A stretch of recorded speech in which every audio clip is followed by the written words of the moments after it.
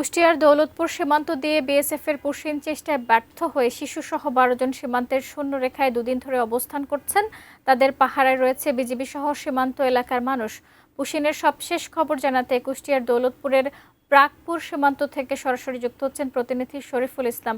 শরীফুল, একটু বিস্তারিত জানাবেন, আপনি তো সেখানে আছেন, কি অবস্থা সেখানকার?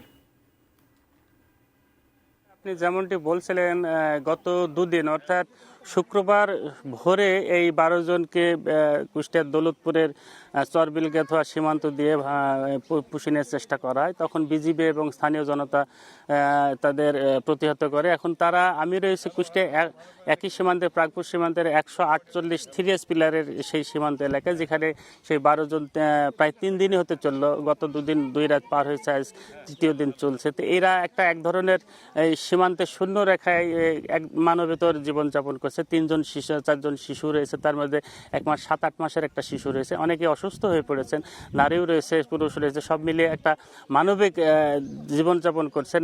এই গতকালকে এই বিষয়টা নিয়ে বিএসএফ বিজিবির মধ্যে পতাকা বৈঠক হয়েছে। পতাকা বৈঠকে সেই অমীমাংসিত সিদ্ধান্ত হয়েছে। বিএসএফ এর পক্ষ থেকে জানানো হয়েছে যদি তাদের যাচাই বাছাই এবং অধিকতর তদন্ত করে তারা যদি ভারতীয় হয় তাহলে তাদের ফেরত নেবে, না হলে তাদের ফেরত নেবে না, এমনটি তারা জানিয়েছেন। এখন অধিকতর তদন্ত কতদিনে শেষ হবে এই নিয়ে একটা অনিশ্চয়তার মধ্যে পড়েছে।